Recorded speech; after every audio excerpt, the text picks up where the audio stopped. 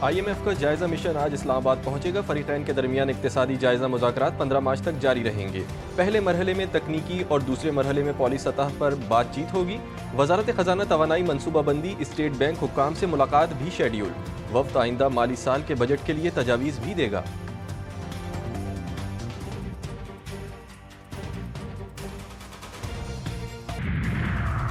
इत्तेहादियों के तहफ़्फ़ुज़ात दूर करने का मिशन, वज़ीर आज़म ने महाज संभाल लिया। शहबाज शरीफ आज chairman People's Party Bilawal Bhutto Zardari से मिलेंगे। वज़ीर आज़म हाउस में हुकूमती इत्तेहाद इजलास बुलाए जाने का इम्कान। इजलास में हुकूमत के इंतज़ामी मामलात ज़ेर बहस आएंगे। ज़राए का कहना है कि बिलावल भुट्टो हुकूमत से मुआहदों पर पार्टी तहफ़्फ़ुज़ात पर बात करेंगे। मुस्तफ़ा कत्ल केस, FIA का सिंध पुलिस को खत। पुलिस टीम के बयानात लेने का फैसला। खत में मुल्ज़िम अरमगान की गिरफ्तारी की वजाहत भी तलब की गई है। खत में कहा गया है कि अरमगान के घर पर छापा मारने वाली पुलिस टीम के बयानात कलमबंद किए जाएंगे ताकि मामले की गहराई तक पहुंचा जा सके। FIA टीम जल्द ही अरमगान के बंगले का दौरा करेगी और वहां से मजीद शवाहिद जमा करेगी।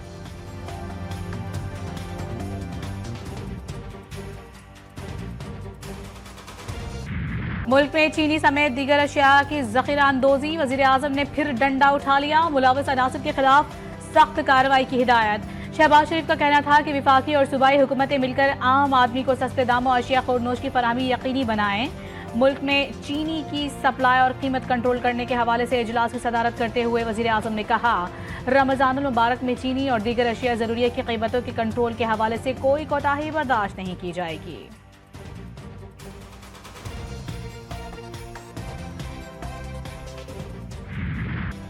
वज़ीर आज़म और आर्मी चीफ की क़यादत में माशी बहरान के खात्मे पर काम हो रहा है। पाकिस्तान 2 साल में माशी बहरान से निकल जाएगा।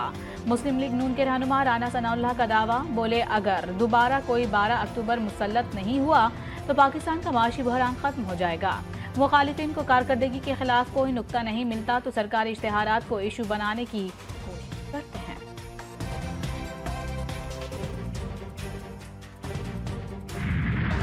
जब तक अजीम माएँ अपने बच्चे पाकिस्तान पर निछावर करती रहेंगी, कोई हमें नुकसान नहीं पहुंचा सकता। मुल्क में दहशतगर्दी के पीछे एक मुनाजिम गैर कानूनी स्पेक्ट्रम है जिसकी पुष्टपनाही मखसूस अनासिर करते हैं।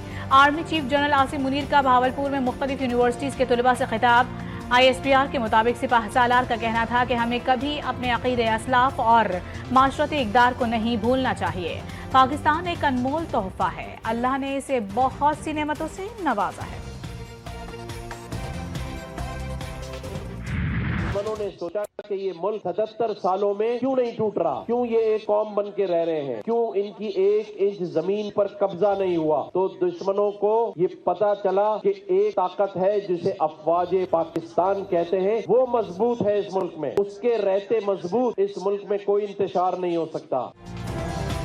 गवर्नर सिंध की कौम से पाक अफवाज के लिए दुआ की अपील। गवर्नर हाउस में इफ्तार के बाद गुफ्तगू में कामरान टेसूनी ने कहा कि पाक अफवाज सरहदों पर दहशतगर्दों से लड़ रही है, कौमी इत्तेहाद का मुजाहिरा करें और सरहदों पर हमारा दिफा करने वाली अफवाज पाकिस्तान के लिए दुआ करें। उनका मजीद कहना था कि हम अपनी अफवाज के साथ डट कर खड़े हैं।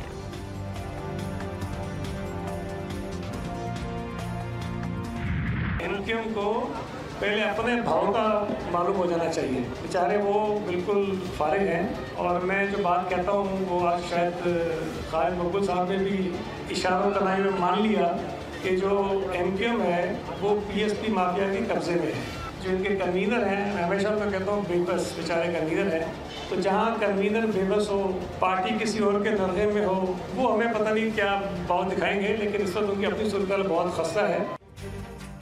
पीपल्स पार्टी ने खालिद मकबूल सिद्दीकी को बेबस सरबराह करार दे दिया। कराची में मीडिया से गुफ्तगू में वजीर बल्दियात सिंध सईद गनी ने कहा कि MQM की कोई हैसियत नहीं। MQM PSP माफिया के निर्गे में है, उनके अपने इख्तलाफात हैं। तजावुजात को रोजगार से जस्टिफाई नहीं करना चाहिए। सड़कों से तजावुजात खत्म करनी है। सड़कों पर ट्रैफिक जाम होता है तो लोग हमें बुरा कहते हैं।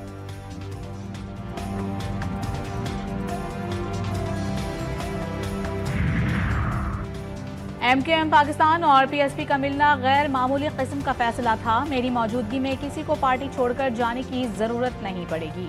चेयरमैन MQM पाकिस्तान खालिद मकबूल सिद्दीकी कहते हैं कि दोनों पार्टियों के मिलाप के वक्त तलखियां बहुत थीं। पार्टी में कुछ लोगों का गवर्नर सिंह को पसंद करना या ना करना फितरी है। हर पार्टी में मुख्तलिफ फैसलों को हर कारकुन एक अलग नजर से देखता है। पहले रोजे का बेहतरीन इंतजाम, पहली इफ्तारी की भरपूर तैयारी, पकोड़े, समोसे, रोल और कचौरी, फ्रूट चाट, दही बड़े भी बन गए दस्तरखान की जीनत।